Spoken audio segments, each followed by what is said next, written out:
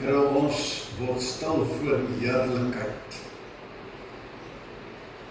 Heerlik om oor u lof te sing. Heerlik om te kan nadink oor u seën. Wonderlik die verwagting dat u in watter omstandighede ook al daar sal wees, soos wat u hier is, nog altyd was, waar ons ook al mag wees. Here, ons is in verwagting ook vanmôre dat u ons sal seën. Stuur nou, Here, u lig en waarheid om ons te leer en te lei. Amen. Liefdes, genade vir julle en vrede van God ons Vader en van Jesus Christus ons Here.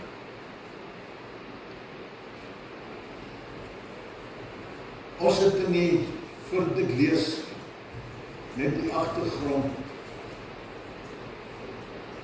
Aan die begin van die jaar is 'n mens mos maar altyd onseker wat op jou wag. 11de Januarie het ons hier gesit en vir onsself hierdie vraag gevra: wat hou 2026 vir ons in? Want ons weet hoe lyk ons wêreld.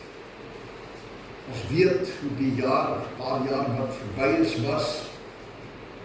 En ons is onseker wat om te verwag teen hierdie agtergrond. Maar toe het ons onthou dat dit maar nou die dag Kersfees was. En dat Kersfees as ware die afsluiting was van die ou bedeling, die Ou Testament. En dat Kersfees die aankondiging is van die nuwe tyd wat hier is. Waar God sy groot troefkaart gespeel het om die mag van sonde, die mag van die bose te breek om vir ons te sê, 'n beter tyd kom. En die aankondiging van die een wat hy sou stuur om dit anders te maak, is aangekondig en voorspel, het ons onsself herinner as die leidsman, die raadsman, die sterke God, Immanuel. Leidsman en raadsman. En so het ons Sondag vir Sondag voortgegaan en gaan hoor, opnuut weer herinner aan hierdie raadsman, en dat hy die een is wat sou voortgaan, niets nie, want hy sou kom herinner, want hy het gesê, ek kan niks ongeldig maak, maar kom tot vervulling bring. En ons het besef, maar God was toch altyd daar met raad. En so kon ons deurlees, hoe telkens gelowiges in die verlede herinner daaraan, aan die belangrikheid om te luister, wat God het gepraat. En Moses, heel in die begin, het hy sy wet gegee, die grondwet van sy koninkryk, wat deur Jesus saamgevat is in die 2 gebooie, wat hy gesê het, jy moet die Here jou God lief hê, met jou hele hart, jou hele siel en jou verstand, al jou krag. En die tweede wat hiermee gelyk staan, jou naaste lief hê soos jouself. En Paulus het by die Here Jesus hierdie goed gehoor, en hy het verder oor dit geskryf, aan die gemeente in Rome, toe sê hy vir hulle, die liefde doen die naaste geen kwaad aan, daarom is die liefde die volle uitvoering van die wet. Dis iemand al die gebooie, jy mag nie egbreek nie, mag nie steel nie, watter ander gebod ook al, word in hierdie een gebod saamgevat. Jy moet jou naaste lief hê soos jouself. Die groot gebod. En na Moses kom die profete, ons lees van hulle so een na die ander in die Ou Testament, hoe God hulle gestuur het met sy boodskap, met 'n herinnering aan sy wet en sy wil. Hoe hy vir hulle met verskillende verordeninge en riglyne wil raad gee vir die lewe van elke dag. Hoe hulle teruggeroep het wanneer hulle gedwaal het. Hoe hulle herinner het aan God se liefde en gedurig die profete vir hulle herinner het en sê, daar's 'n magtige God wat getrou was en gedurig herinner het aan die groot dade van God. Telkens as ons oor hom hoor, die God wat julle Egipte uit die slawehuis het gelei, die God wat die see oopgemaak het, die God wat vir julle die wolkkolom gestuur het bedags om julle te beskerm teen die son, die lig in die nag om julle in die woestyn te lei, dat julle kon trek wanneer dit koel was. En so, hoe hy die vyand in julle hande gegee het, hoe hy die mure laat val het, telkens die boodskap, die woord van God, wat sê, en herinner, jy kan hom vertrou. En telkens as ons skryf oor hierdie goed, dan sê, Here, ek het die woord in my hart gebere, sodat ek nie sal sondig nie. En een van die boeke in die Ou Testament skryf vandag vir die koning en sê, jy moet 'n afskrif van die wetboek van God maak en aan jou dra, sodat jy gedurig daaraan kan dink en nie dwaal nie. Dit sal vir jou die lig wees op die pad. Die lamp vir jou voet, skryf Dawid. God se raad wat nog altyd daar was, en hy sê, dit is die pad, herinner hulle. En verlede week het ons gekom tot by die punt waar ons sê, maar God vra my hele hart hierop, hart, siel en verstand, dat as ek hom wil volg, en sy boodskap wil volg, dan sê hy met my hele hart, nie net halfpad, dat ek toegewyd moet lewe, want die oomblik as ek daarvan dwaal het ek probleem. En ons het gevat van koning Saul af, as sy hart aanvanklik by die Here was en hy afgedwaal het, en God hom verwerp het, Dawid koning gemaak het, die man van wie die Bybel skryf, die man na God se hart, die een wat die pad geloop het, wat God geseën het, maar ergens langs die pad tog 'n oomblik vergeet het. Is 'n oorspel met Batseba. En as die Here hom teruggeroep het, dan lees ons sy gebed in Psalm 51, wat sê, Here, ek bely my sonde, en ek bid, gee vir my asseblief weer 'n rein hart, vestig my hart net weer by U. Psalm 139 is hy vertel van die wonderlike wat God met ons werk, dan sê, Here, ondersoek my hart en my gees, en beproef my, en kyk of ek op die regte pad is. Ondersoek my hart. En dan het ons gesien by die kroning van Salomo, wat hy moes opvolg, tyd later. As God vir hom vra, wat is dit wat jy begeer vir jou koningskap? En sê hy, U het my pa gelei en trou, en ek het 'n groot verantwoordelikheid, maak my ook getrou. Die impak van geloof, van opregtheid, loop in die raad en die wil van God, sodat vir sy seun was, ek wil ook so wees, die Here dit vir hom gegee en hom geseën. Trou aan God se woord. Dan kom die Here Jesus nou as die raadsman. Vir baie mense was hy maar net nog 'n profeet. En vir eeue lank is hy steeds verwerp. Vandag nog, dat die Jode hom maar net sien as nog 'n profeet. Maar die wonderlike in die gedeelte wat ons nou gaan lees, dat God hier iets spesiaals laat gebeur het om te laat sien wie hierdie Jesus is. Dis as het ware die voorstelling, die kroning van Jesus as nie net nog 'n profeet nie. Nie net maar net 'n mens wat in hierdie wêreld kom te kom preek nie. So kom ons luister nou na hierdie gedeelte wat Matteus geskryf het. Hy sê, 6 dae later het Jesus vir Petrus en Jakobus en sy broer Johannes saamgeneem en hulle teen 'n hoë berg uitgelei waar hulle alleen was. Dan gebeur die klomp wat sê, voor hulle het hy van gedaante verander. Sy gesig het gestraal soos die son. Sy klere het skitterend wit geword soos die lig. En kyk, Moses en Elia het aan hulle verskyn en was met hom in gesprek. Petrus reageer toe en sê vir Jesus, Here, dit is goed dat ons hier is, as U wil, laat my toe om die 3 toe te bou, een vir U, een vir Moses, en een vir Elia. En Jesus het aangegaan terwyl hy praat, en is besig om Moses te praat, en sê, terwyl hy nog praat, het 'n helder wolk skielike skaduwee oor hulle gegooi. Kyk, 'n stem uit die hemel sê, dit is my geliefde seun, oor wie ek my verheug, luister na hom.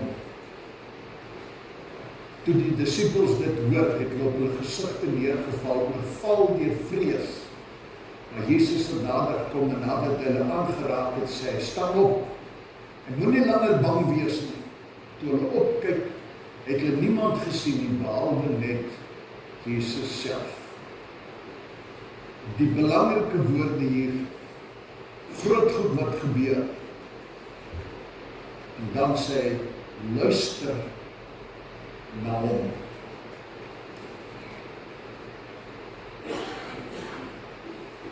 Om gewig te gee aan hierdie Jesus, en die dringendheid en die belangrikheid, om te besef, dat sy woorde gewig dra en goddelik is, het God hier 'n paar dinge laat gebeur, aangrypende goed, en neem 3 van hulle, daar op die berg van verheerliking gebeur hierdie dinge.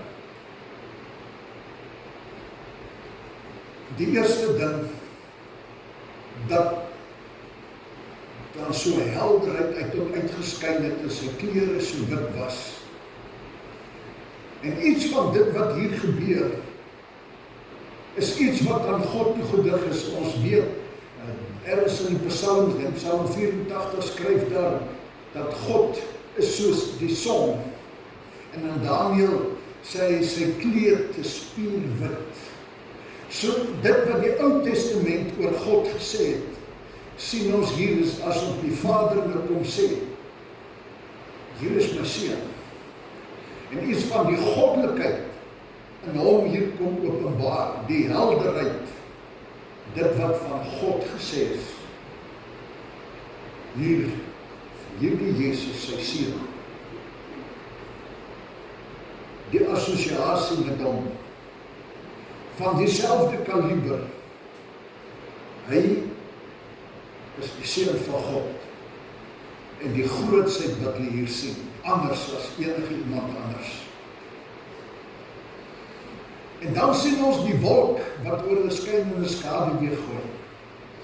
En in die Ou Testament het ons dikwels hierdie beeld gehad van God wat homself nie laat sien het nie, maar in 'n wolk verskyn het in sy heerlikheid, om sy heiligheid, sy grootsheid vir hulle weg te steek, te besef, dit is iets groots wat hier gebeur. En hierdie wolk, wat hier verskyn,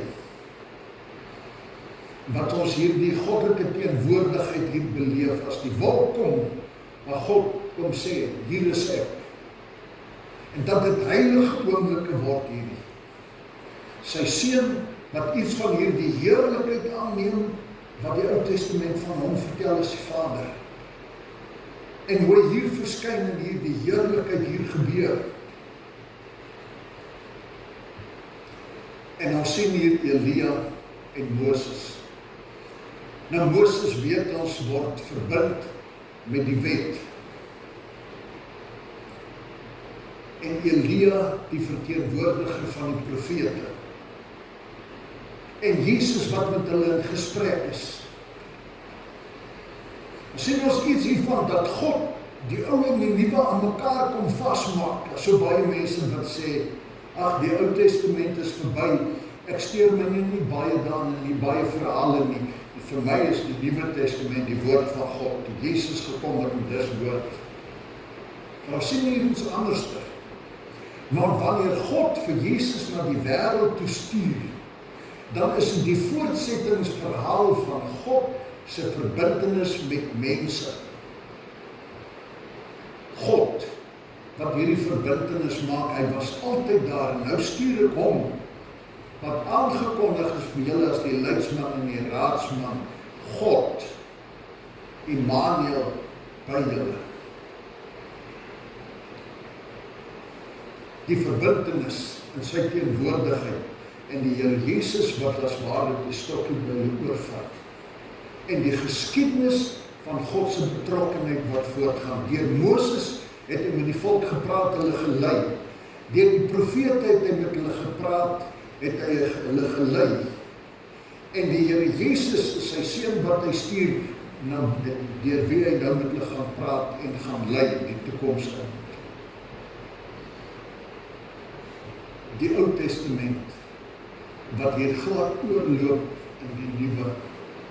En dat God as ware hier die heilige momente wil laat gebeur, dat hierdie ouens sien, dit wat hulle hier beleef is om as ware in die allerheiligste in te gaan. Iets wat niemand anders te beleef het, net die drie van hulle. En iets besonders vir hulle te vertel, dat hulle dit kan verstaan. Binnekort gaan hy sy lyding voortsit, gaan hy sterf en begrawe word. Hulle moet die getuies wees van die grootsheid wat hier gebeur. Die Here Jesus vertel al vir hulle hele tyd van dat hy gekom het om te ly, om te sterwe en al hierdie goed. En Petrus wil hierdie goed keer en sê nee, oor sy dooie liggaam. En hulle verstaan nog nie, die mense oral wil hom as koning kroon. Maar God besluit, is tyd dat julle moet besef. Jesus is nie maar net die een wat gekom het om hierdie aardse koning te wees, en sy koninkryk is nie hier. En hy bring hierdie grootste kroningsmoment, hierdie inleidingsmoment, die klein groepie hier sien en sê, hierdie is groot goed. Die tempel het die allerheiligste gehad. Daar waar net die priester eenmaal 'n jaar ingegaan het, en as die Here Jesus sterwe, skeur die gordyn oop, sodat die toegang daar is, die Hebreërskrywer sê, en Jesus het vir ons die anker geword agter die voorhangsel. So die Here Jesus kom om ons tot in die teenwoordigheid van God te bring, dat ons in sy teenwoordigheid kan verskyn, in die teenwoordigheid van God die Heilige. En iets hiervan vir ons kom vertel, dat Jesus God is. En dat ons iets moet besef van, hy is heilig, hy is God. En dat die Here Jesus nie maar net my maatjie is nie. Dat die Here Jesus nie maar net 'n mens is na wie ons kan draai wanneer ons wil en sonder respek na hom te kom nie. Maar is God. En die hele prentjie wat ons in die Ou Testament het van God se heiligheid, se grootse. En as ons daarna kyk, dan is dit asof ons uiteindelik is om sy teenwoordigheid te kom, want dit is die Almagtige. Maar as ons by Jesus kom, dan is dit amper asof ons familiair wil wees. En dan sing ons die Halleluja, wat 'n vriend het ons in Jesus, en ja, vriend in die sin van dat hy vir ons omgee, maar op die oomblik is hy 'n boetie wat ek maar net moet inroep, en op die oomblik word hy partykeer niks meer as net 'n lybag, die een wat moet inpas, waar ons wil inpas. God is die grote. Maar God kom hier en sê, hy is God. Die een na wie julle moet luister. En die oomblik wanneer hulle verstaan wie hy is, dan sê hy, luister na hom. Die Here Jesus het kom en gesê, ek is die weg en die waarheid en die lewe. Niemand kom by die Vader behalwe deur my. Hierdie is vir my hierdie aangrypende moment, dat die mens moet besef, ons moet slag stil raak en besef, wie is Jesus? Is God. Dan is ons in sy teenwoordigheid om as ons bid, dat vir ons dalk 'n bietjie laat dink. En besef, as ons hom nader, dan kom ons as ware in teenwoordigheid van die Heilige en die Allerheiligste. Want dit wil ons gebed maar som net nie so al vir die einde van die dag, ek is moeg, en ek gaan lees en so slap, en dan leek daar so en praat. So. net wil ek sê, ons kan nie in my bed lê met die Here praat. Maar iets van ons hele houding, sonder respek en sonder besef wie jy is. En jy besef, as ek praat, as ek gaan bid, dat ek besef, dit is nie maar net iemand met wie ek gou kan praat, en wie ek my behoeftes kan gooi, en wanneer het my pas nie. Dat ek gereed maak en besef, ek word stil voor sy heiligheid. Ek word stil voor God self. Die een wat die Vader kom bevestig het, die heilige, die almagtige, en die woorde wat hy praat, die Here Jesus sê, dit wat ek vir julle kom sê, is die woord van my Vader. Ek kom om sy wil te kom openbaar, God self, in Jesus Christus, in ons wêreld. Hierdie was net vir my so aangrypende ding, dat 'n mens net 'n slaggie moet dink oor wie is Jesus? Een na wie ons toe moet gaan om eerbied. Die een na wie ons toe gaan met respek. Die een waar ons onsself gereed maak. As jy mens kerk toe gaan, of jy gaan ergens toe gaan plek toe, dan maak ons netjies, ons was, trek skoon aan, maak ons netjies, omdat ons in die teenwoordigheid van God verskyn. En iets van hierdie selfde, in my gedagte, in my wese, wanneer ek gaan bid. Ek weet iets hiervan, toe ek 'n kind was, ons hoofseun, sy pa het altyd hierdie heiligheid aangevoel van hierdie goed. En as ek vir hom gaan kuier op die plaas, dan wanneer daar huisgodsdienst gehou is, dan het sy onthou aan Tinus van Wyk, sy pa, dan die mans allemaal gaan baadjies aantrek, dan kuier ek daar, hulle is klein koppies. Ek het die baadjie net so opvat in my skouers gekry, maar baadjie moes ek aantrek, want ons gaan godsdienst. En sy maat haar hoed gaan opsit. En allemaal is netjies gemaak en hande gewas, en met eerbied, onthou ek, met eerbied. Want ons gaan in die goddelike teenwoordigheid en met die Here Jesus kom praat. En iets van hiervan wil ek net vandag ontdeel, dat ons besef, as God dan nou kom, en hy kom met hierdie woorde, luister na hom, dan kom hy vir ons te sê, hoor, ek praat met julle. Ek, die Almagtige, is nog steeds daar. Ek is die een wat my woord, my wet, my waarheid en my verordeninge aan julle kom bring het. En die Here Jesus sê, ek het niks om ongeldig maak, nie die wet niks maak, het gekom om verval. Dan beteken dit, as ons God wil hoor in ons lewe, dat ons in hierdie Godse teenwoordigheid, hierdie Jesus gaan, en gaan lees na wat hy sê. Dat ons besef, elke woord wat die Here Jesus gesê het en wat in die Bybel opgeteken is die goddelike woord waarvan God in die hemel het sê, luister, ek praat. Dis goddelike gesag. Dis goddelike raad. Luister. Ons vra en ons begeer, Here seën ons. En as ek het my woord gegee. En as ons ernstig oor die goed vra en ons twyfel, dan wil hy hê dat ons hierdie woorde moet hoor. Dat hy sê, nie nuwe openbaringe nie. Ons gaan nie nuwe woorde hoor. Ons gaan nie nuwe evangelies hoor. Sê vir ons, as ons verhoor wat hy vir ons lewe wil sê, dan sê hy, luister, dis my geliefde seun en wie ek welbehaag. So mag ons opnuut weer kom dink oor Jesus. Hy is die seun van God, deur God gekroon met die heerlikheid. is die Almagtige, die Heilige. So dit is 'n goddelike woord. As ek raad soek, dan sê die Vader vir my vir jou vandag, luister na hom. Daarom is dit 'n gesaghebende woord vir die pad vorentoe.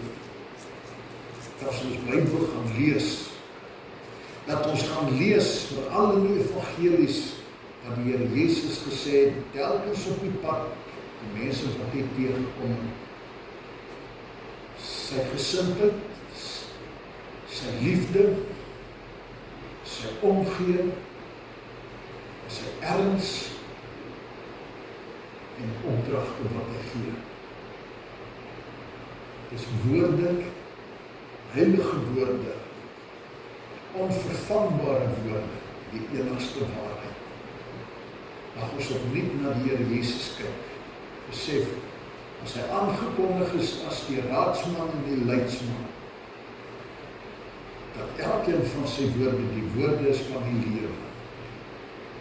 En dat dit die enigste pad is, waar ons by ons hemelse Vader uitkom, en die toegang het tot sy teenwoordigheid, en dat hy uitreik en ons hande vat. Mag ons opnuut gevul word met eerbied en respek. Telkens wanneer ons dit waag en in die gebed te nader, besef, ek nader heilige grond, kom in teenwoordigheid van die Almagtige. Amen. Ek wil graag dat ons hier na 'n lied hier luister, wat hy sing, en die vraag, is hy waardig? En in hierdie lied, dan sing hulle telkens oor sy grootsheid, sê ja, hy is, en iets van die heerlikheid, is hy waardig, is hy goddelik, dra sy woorde gesag, en as ons klaar daarna geluister het, sê net gebeur vir my, wat is nou die man se naam weer, die sanger wat die lied sing met my pa se koning? Wat is daar Afrikaanse sanger se naam nou weer? Nee, sien hulle jou daar nie. Leon Ferreira. Nou goed, as hy nou klaar is, dan gaan ons kyk na 'n stukkie van Leon Ferreira, waar hy vertel van iemand wat gesê het, wie is my God? En dan iets van daardie heerlikheid, waar hy sê, dis wie my God is, liewe Jesus, is die koning van die konings. So kom ons luister na hierdie gebed, van hierdie lied, en dan hoor ons wat sê Leon Ferreira, en hierdie lakerietse woorde. Wie is ons God en ons koning?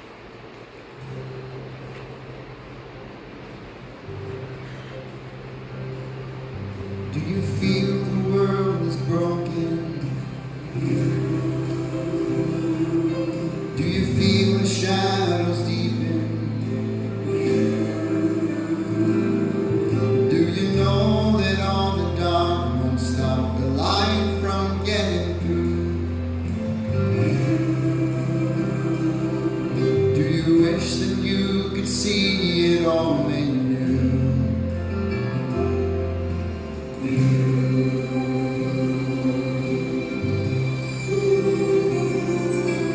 Is all creation groaning? Is a new creation coming? Is the glory of the Lord to be light within our midst?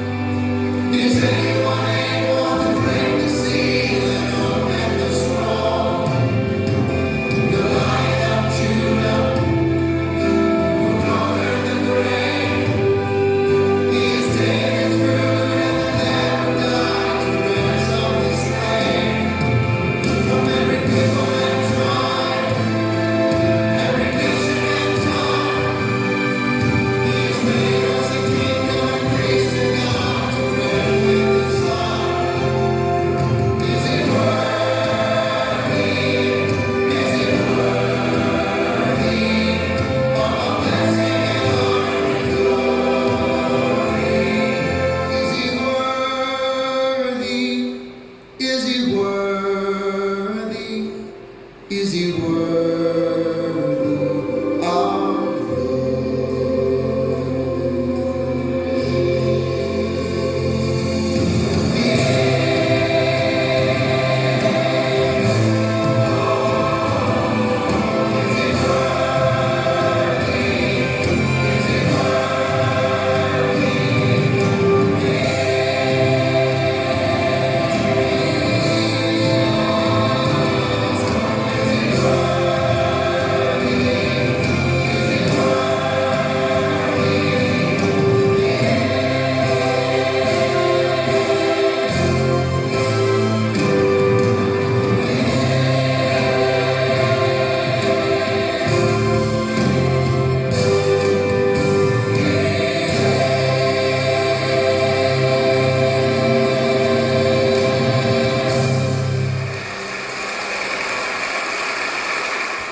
wees die aangrypende van dit wat sê, is waardig.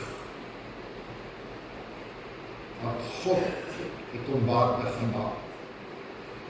Kom ons luister nou hierdie aangrypende vrae, verduideliking, wat Leon Ferreira vir ons aanhaal van 'n man wat gesê het, weet jy wie is my God? En ek sê vir jou, wie is hy? Een naam van Dr. S.M. Lockridge. Iemand het hom gevra, who is the king? This king that you serve. Who is this king? En hy het gesê, let me explain to you who this king is. This king is explained in the Bible. And I'm going to quote everything I know about the king that I serve, my king. The Bible says, my king is the king of the Jews. He is the king of Israel. He is the king of righteousness. He is the king of the ages. He is the king of heaven. He is the king of glory. He is the king of kings, and he is the Lord of lords. That's my king. I wonder if you know him. My king is a sovereign king. No means of measure can define his limitless love. He is enduringly strong. He is entirely sincere. He is eternally steadfast. He is immortally graceful. He is imperially powerful. I wonder if you know him.